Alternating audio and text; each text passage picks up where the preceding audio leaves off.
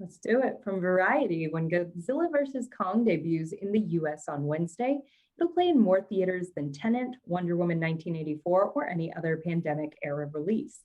The epic monster mashup from Warner Brothers and Legendary Entertainment is screening in more than 3,000 North American locations.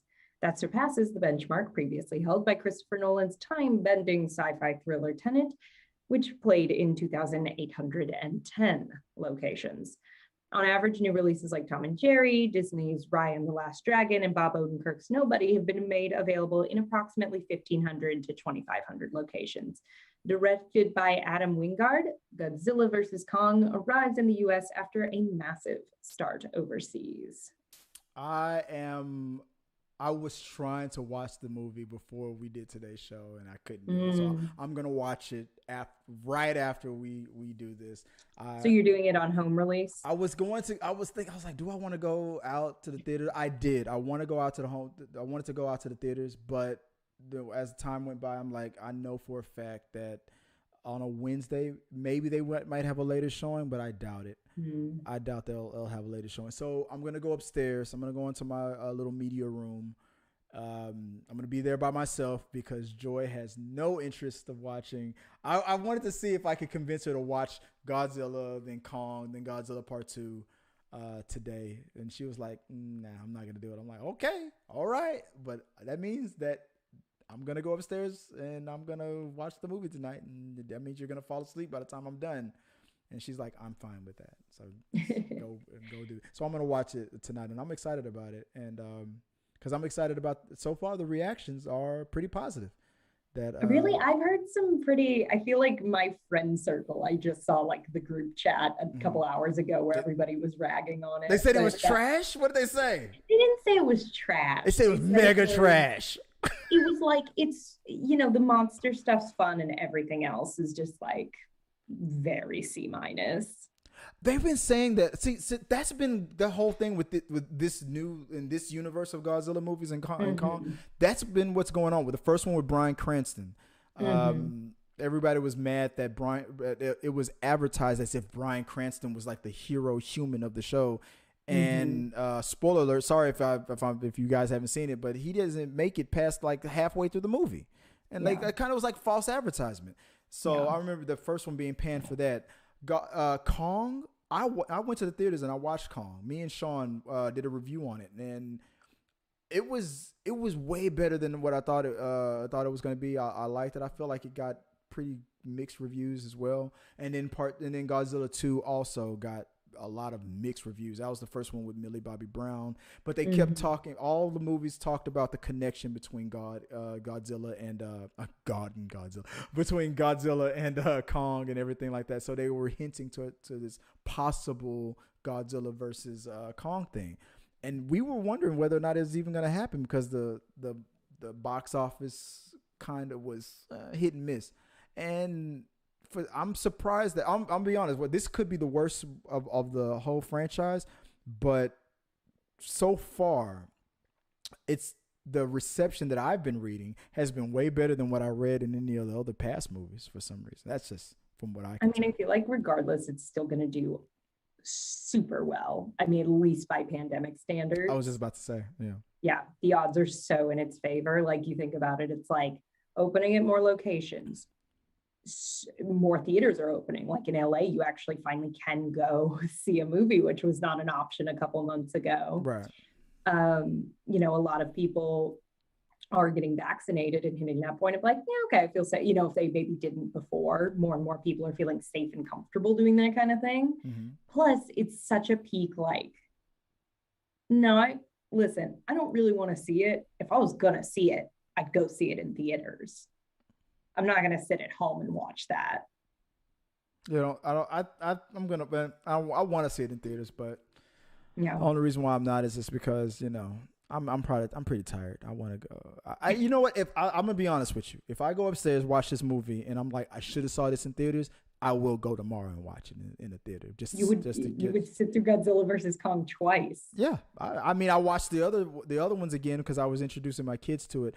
My kids were mad because I lied to them last week. I was like, because I did the math wrong. I was like, Godzilla versus Kong is going to be coming out on Tuesday, and I send them back to their mom. They spend half of the week with me, and I send them back to their moms on Wednesday. And so I did the math wrong. I told them it was Tuesday, and then on when I picked them up, I was like, "Guys, I'm sorry, but it's Wednesday." And they looked at me like, "Oh, they were so mad because they have to wait." Get to them. Yeah, they have to wait a couple more days to watch it because their mother's not gonna show it to them. But for the past month, I had them, watch the whole Godzilla, Kong, and everything, and they loved it. They get a kick out of it. So this is as much as I want them to watch all of the Marvel Cinematic Universe stuff. It's just so much, and they don't have that much of attention span. But this feels a little more bite sized. Yeah, this is like for Godzilla versus Kong. They were like, okay, I care about that lizard. I care about that monkey. That's 4 movies. I can do that. That's fine. I can do that. I can break an appointment for that. Still too much for me, but I'm proud your 7-year-old can handle it. Yeah. It was fun. But there was a little bit more to the story from I think what was happening from Deadline. The director is it Adam Wingard? That's what I said. I could be wrong. Adam Wingard. He's consistent even if we're wrong. I mean, this guy is going to be pretty busy. Not only is he about to do an upcoming Face Off reboot, he's also he finally got a green light to do a Thundercats movie. So it says, so from Deadline, director Adam Wingard is also scheduled to helm a Thundercats movie for Warner Brothers. The project has been in development by is it Ryback's Dan Lin and Vertigo's Roy Lee. They were producers on Wingard's directed Dead Note, with an early script by David Kochshaw. Wingard will rewrite the script, a script with Simon Barrett, and will turn all this into a hybrid CGI animation, which that to me was concerning. Now we're shifting gears. We're talking a little bit about Thundercats. I grew up on Thundercats. I love Thundercats, that 80s TV show. At the greatest Thunder. If you remember, I tried to get you to sing the Thundercats theme song. I don't know it. I'm familiar with it conceptually, but it definitely was a bit before my time. Thundercats are loose. But I'm concerned about this CGI. I wanted it to be live action because a fan-made live action thing with Brad Pitt was done back in the day with this fantasy cast with like what's his name from Fast and the Furious that does Groot. There's the voice of Groot. Vin Diesel. Yeah, they wanted him to play one of the Thundercats and stuff and things like that. But I'm pretty sure this fantasy cast is not going to happen. But they're talking about a CGI/animation thing, and when I hear that, I'm thinking Avatar. That's what I think is going on with that. So I'm thinking it's going to be like a photorealistic. They're going to try to make it look as realistic as possible, but it's going to be like motion capture CGI animation. That's what I'm assuming. I am wary we're just going to get like Cats too. Like, be careful on those character designs, my Electric dude. Boogaloo. Yeah, exactly. That, and you know what? On the John Campion show today, they were joking about that. It's either going to be Avatar or Cats. 100%. There's not going to be an in between. It's going to be either. And I really do think like when we see those first character designs, we will know. We will know. Butthole cut coming soon. But it was from Deadline. I think this interview was with the director Wingard. He was asked about this. Thundercats is a dream project for me. When I was in high school, I was obsessed with it. You think at that point I was a little too old, that my years of obsession with Thundercats would be when I was 6 years old. My real obsession with Thundercats came in high school, the pinnacle of me deciding I wanted to be a filmmaker. And this is probably why I do my segment From High School to Hollywood. Anyway, and pushing in that direction, I was writing my Thundercats screenplay through my entire 10th grade year, and I was handwriting it.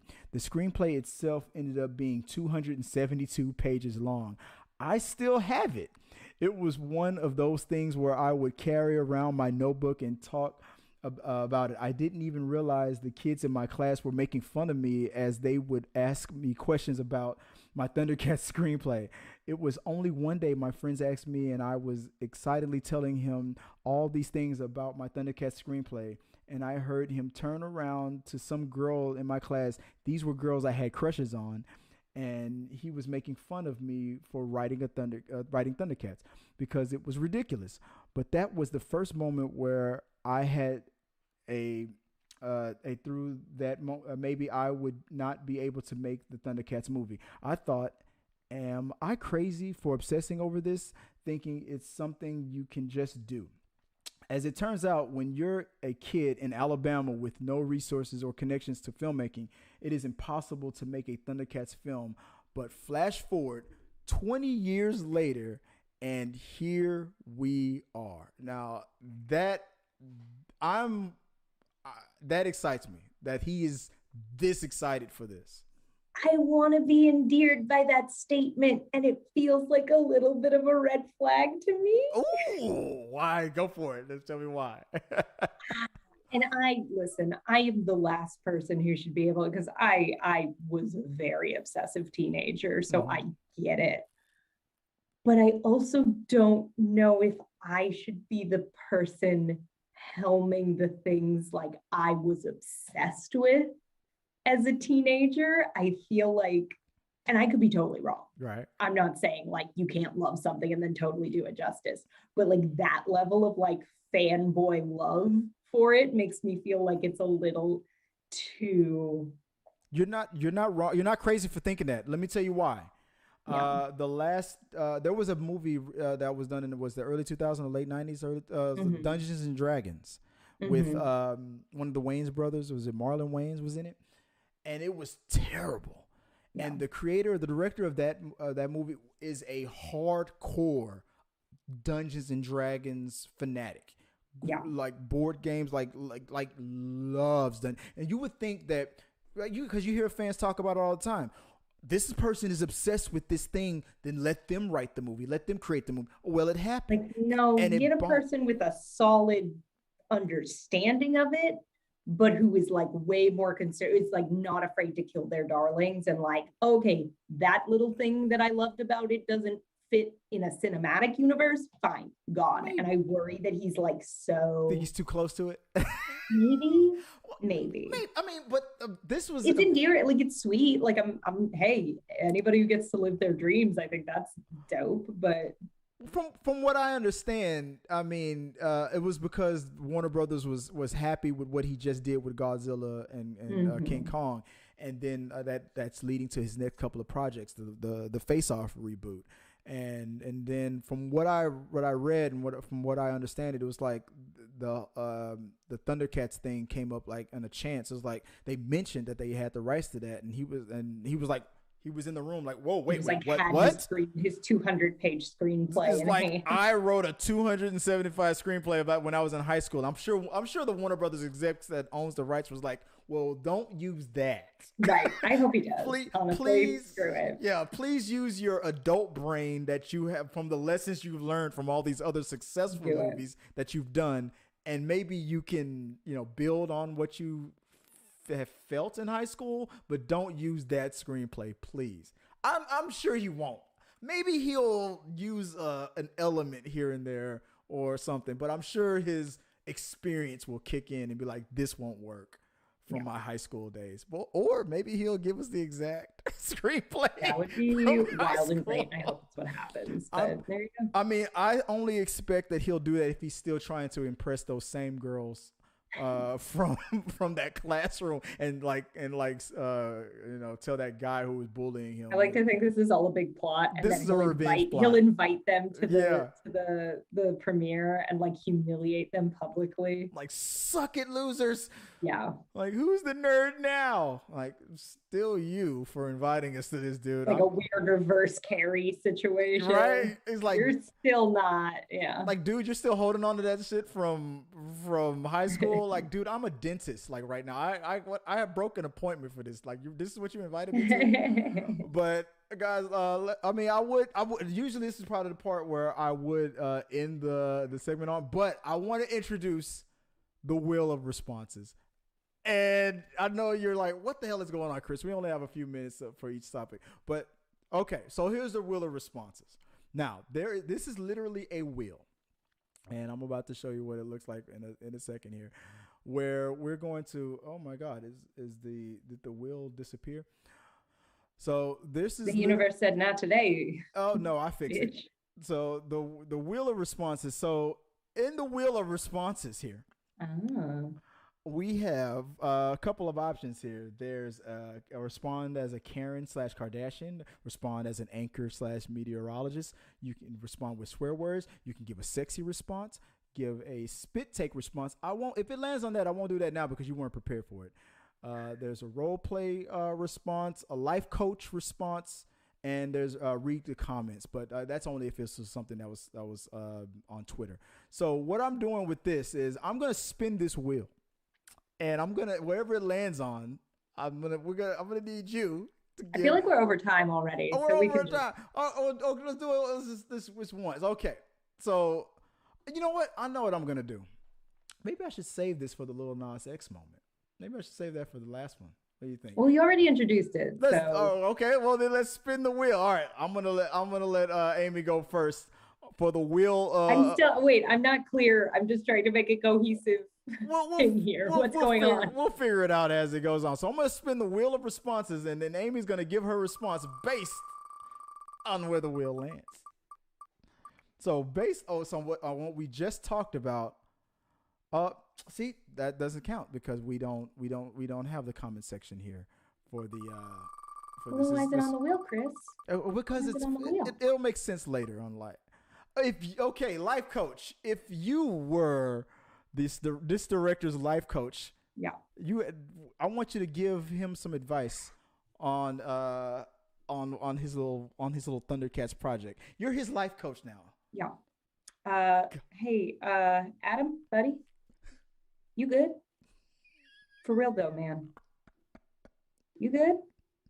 You've been talking about, like, it's great that you love Thundercats, but you've been talking about this one memory from high school. We, you've been bringing this up like inorganically to conversations for years. I feel like you just steamrolled your way in there. You carried the script with you. I think you gotta let the Thundercats go, my man. I think you gotta let the Thundercats go. Maybe make your movie, and then we're gonna burn that screenplay, Adam. So, is Chitara in the room with us right now, Adam? So she is, isn't she? Yeah, so you're feeling... Is that a Thundercat? Yeah, Chitara, you got it. Yeah, Chitara. Yeah, you did it. All right, there we go. So, are you pleased? Did I please you? Can we move on? Your feeling is that Wingard is a delusional, vengeful teenager that's using his new Warner Brothers powers to extract vengeance against everybody. That's your life coach. You're like a little less vengeance and a little more moving on. Okay. Yeah.